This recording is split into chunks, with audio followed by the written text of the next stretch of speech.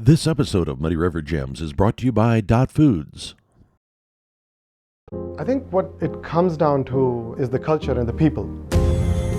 Our culture here at Dot is like no other. I've never experienced anything like what I've lived with for the last 12 years. Dot is very diverse. It is truly a family-owned business, but it is a family inside and out. You always feel like you matter and you play a big hand in the pot. There's so many opportunities to make a difference at DOT and really contribute to the success of the organization. For the first time in 100 years, this enormous sacred property in North Springfield has new tenants. That's coming up on Muddy River Gems, brought to you by Dot Foods.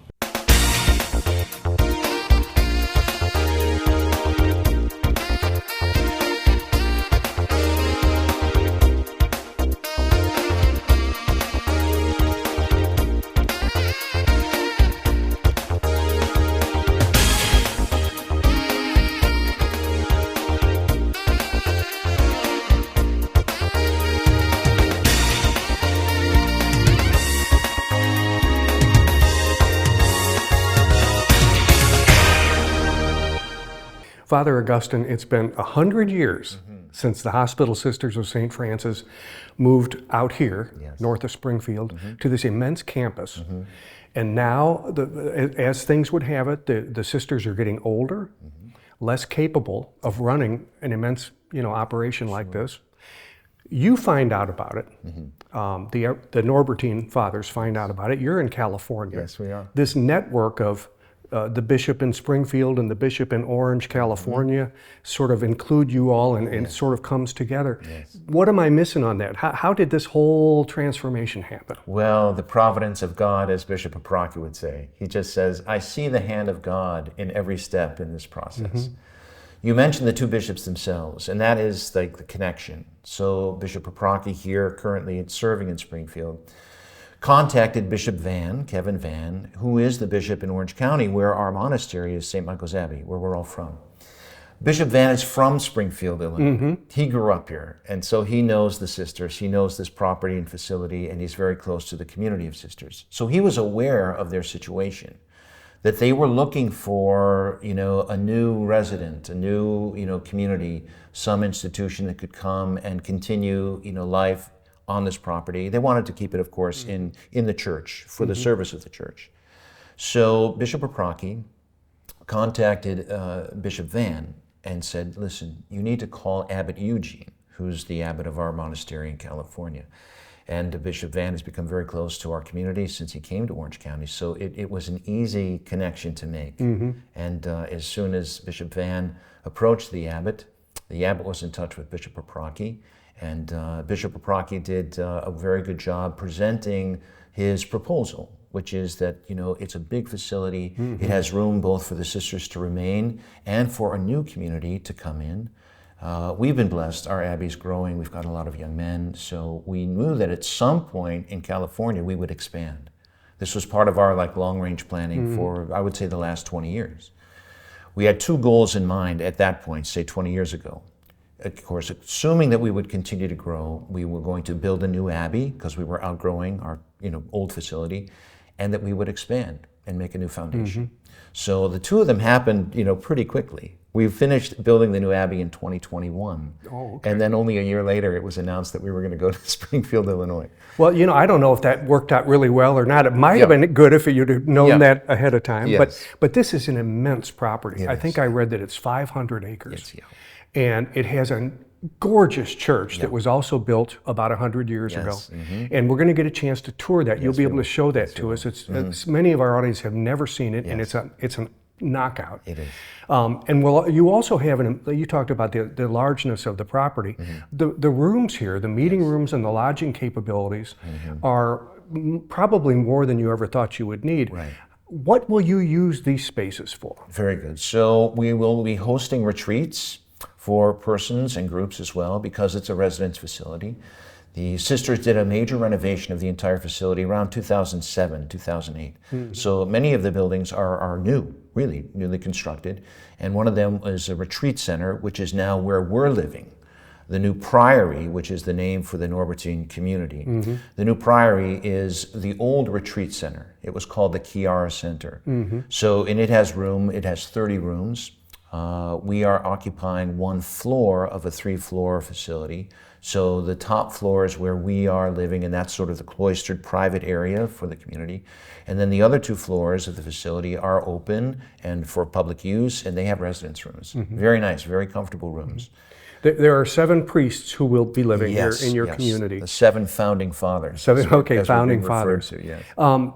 Before we see the church, could we see the large hall where you would expect for your larger groups to congregate? You can kind of give us we can't see the whole facility because it's so big, but you can show us key parts of it. So let's go see that one, first. Okay. After you, sir.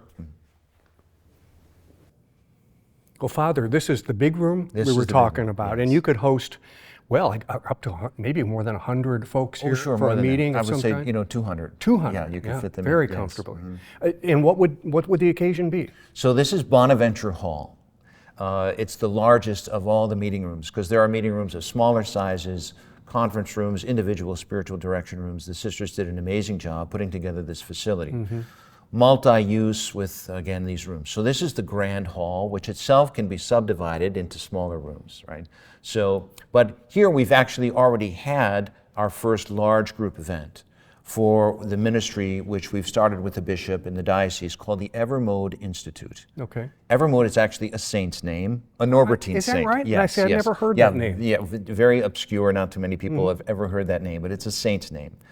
He was a bishop in Germany in the 13th century. So the Evermode Institute, what is it that you will be teaching people, that the reason you name it after St. Evermode? Yes. What's the connection there? So the Evermode Institute is a ministry of catechetical formation, teaching of the doctrine of the faith, to teachers for schools, principals for schools, directors of religious education, catechists. So it's a program that teaches the teachers.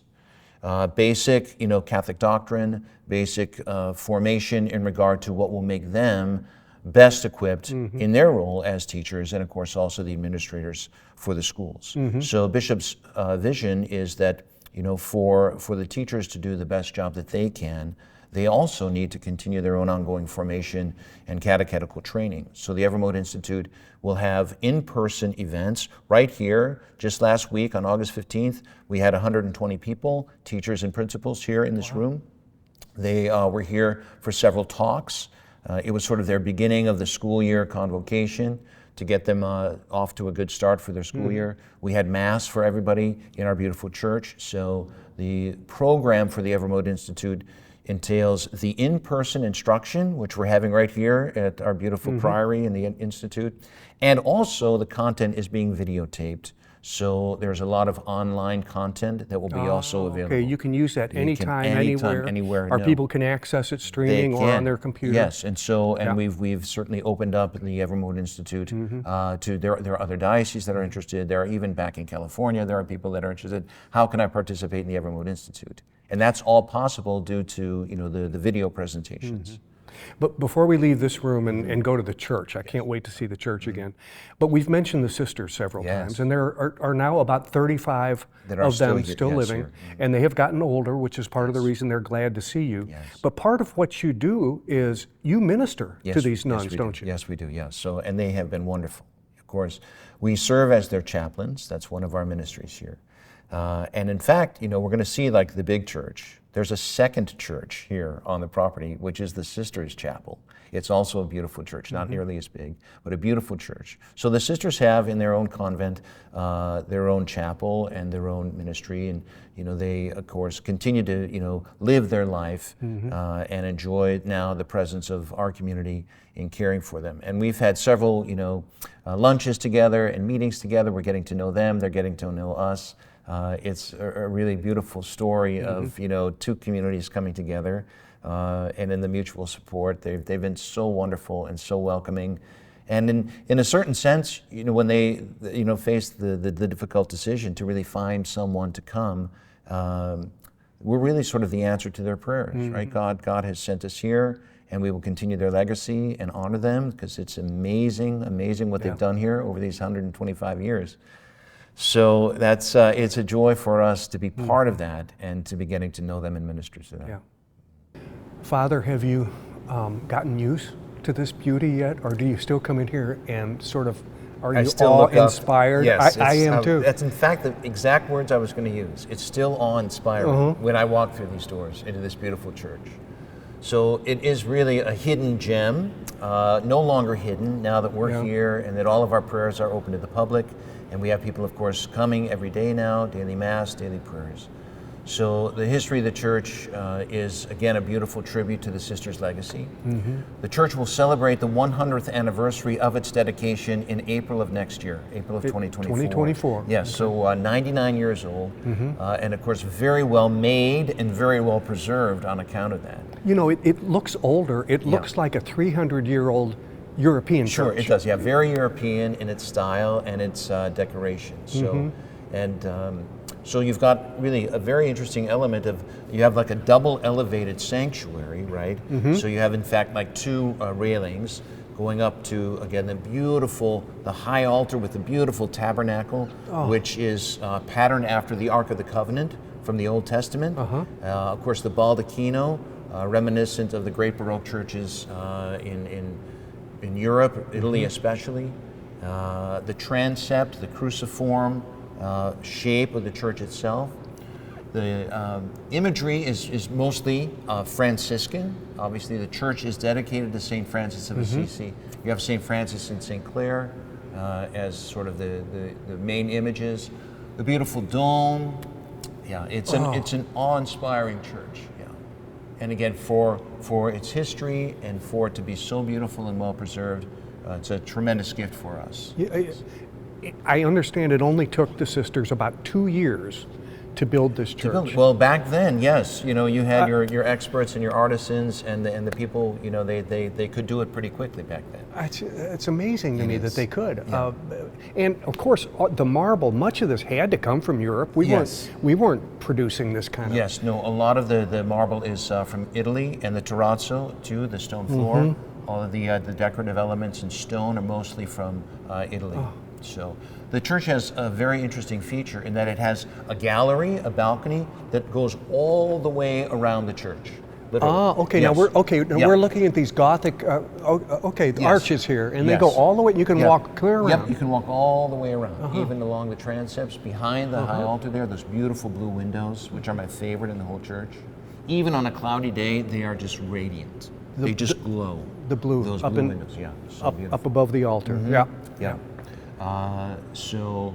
And the church is blessed to have a relic of the true cross of Jesus, which was a gift from a German community actually up in Sheboygan, Wisconsin, you know, through Rome and Germany, and that's one of the special relics. And the church also has down below a beautiful chapel of relics, saints. Can we go see the relic? Absolutely. Over here. The true cross. It's actually a splinter from the. Yes. My goodness. Yes. Now, before we do, you mentioned that these were unique. Yes. Well, actually unusual, not unique, probably. Right. But. So there is this outer decorative coating of stone is actually terracotta, which is placed over the actual pillar, which is both metal and stone together. But this is really, it's a very interesting feature. And you can see the pattern over there. It changes every other pillar. You can see the carved pattern. Has a different look. And that's again a really unique feature you don't see very often. And there are stained glass windows everywhere. Yeah, there are. Yeah, absolutely. And there are, from its time period, the 1920s, there are certain Art Deco elements in its decoration, but again structurally it's very classical, very classical. Okay, to the cross. Yes. And you mentioned the transept. That's what we're looking at here, the arms that go out from the middle. Two arms. And of course the high altar here.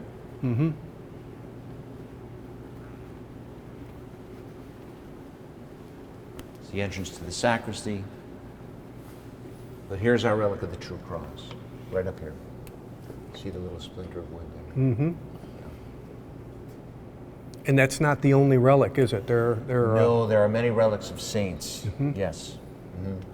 And those are in the Relic Room, which is Yes. a chapel below the It level is. of the church. Yep.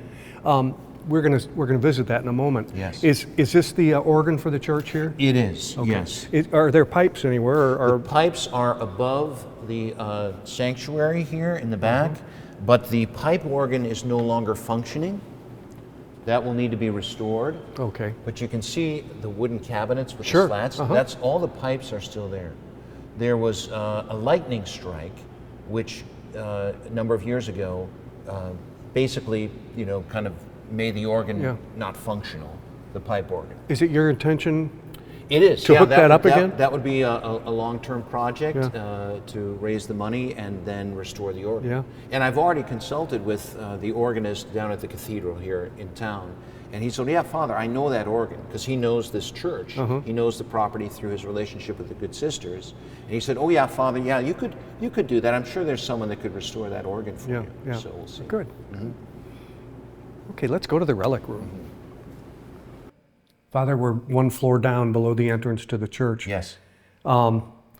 It's not a basement, it's a relic room. It is, I yes, mean, and when you think about the hundreds of years that people have been passing these relics on to next generations, and finally they have a home here at St. Francis of Assisi. Right, and a beautiful home. The sisters did a great job securely displaying for public veneration these relics. Most of them are first-class relics.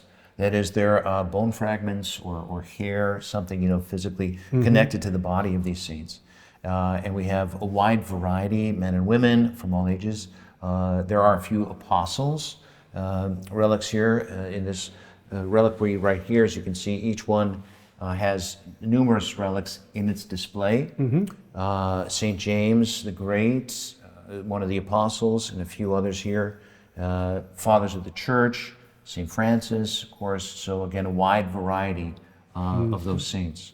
And there again, the beautiful display is again a tribute to the fact that obviously in venerating the relics, we honor the saints, we honor God through the saints. But it's just a beautiful, quiet place to come. Again, it's below the main church level, so people don't really know it's here. Now, of course, we're going to get that message out. Like for the people who do come and visit the church, make sure you come down and check out the relic collection downstairs. So yeah, something that sisters, of course, are very proud of. We're very proud of it as well. So again, a beautiful feature. We'll be back with more from St. Francis of Assisi Church in Springfield after this.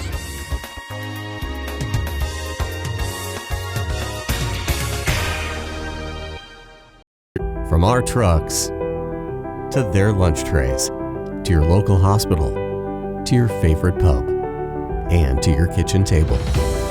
For more than 60 years, Dot Foods and Dot Transportation have been stocking the shelves of your hometown. Sure, we've grown a lot, but at our core, we're still small-town, family-run businesses that care about our communities and the people who keep us running. Join the Dot family today and be part of something bigger. Why work at Dot? You could list out individual qualities forever. There's a lot of opportunities. They take care of the employees, they take care of the community. So our pay, our benefits, it's competitive. Time off, tons of flexibility. They're willing to work with you to help you advance.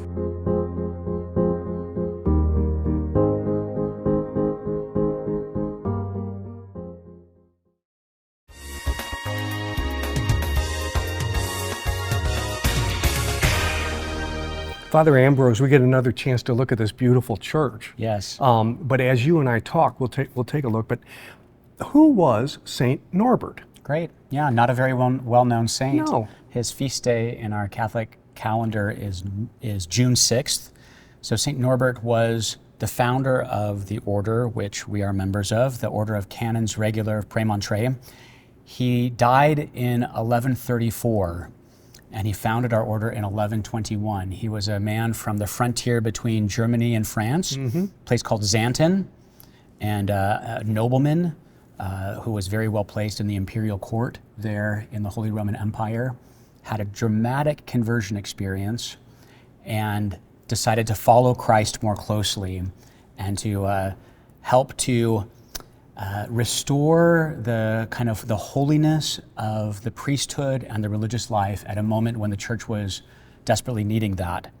So St. Norbert was part of a reform movement in the Catholic Church called the Gregorian Reform Movement. So this was named for Pope Gregory VII, Hildebrand. You know, there have been reforms in the Catholic Church throughout her history, and this was a very, very important one at the end of the 11th century, the beginning of the 12th century. St. Bernard of Clairvaux, for example, is representative of that.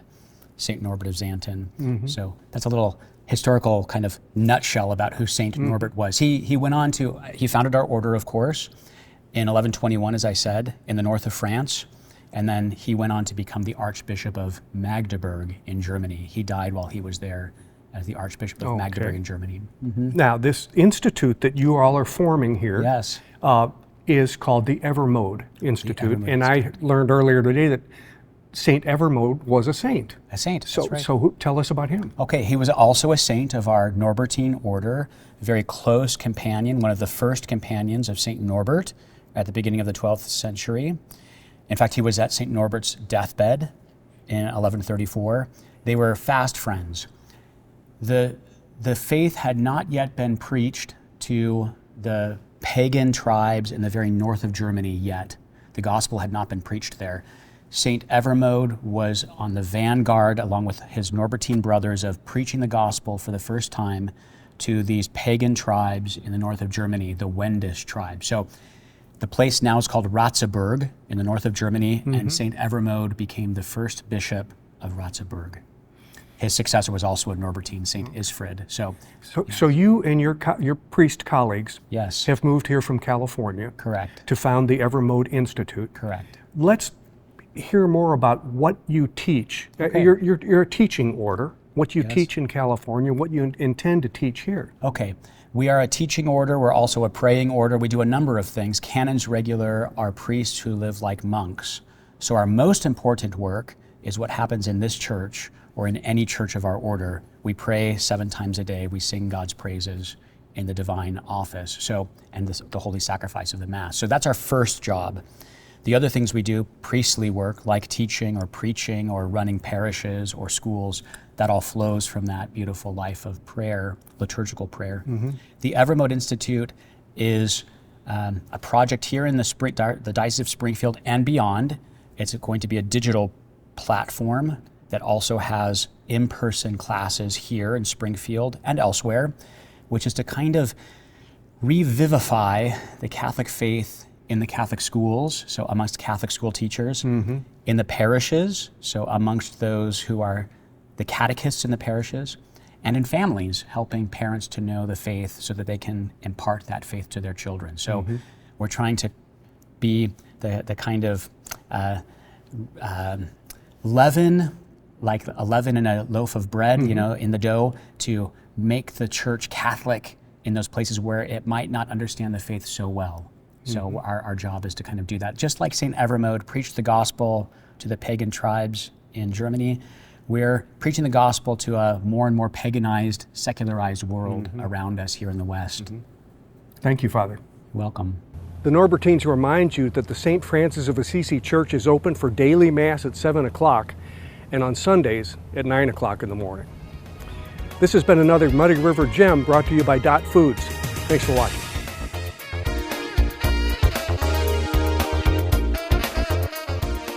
This episode of Muddy River Gems was brought to you by Dot Foods.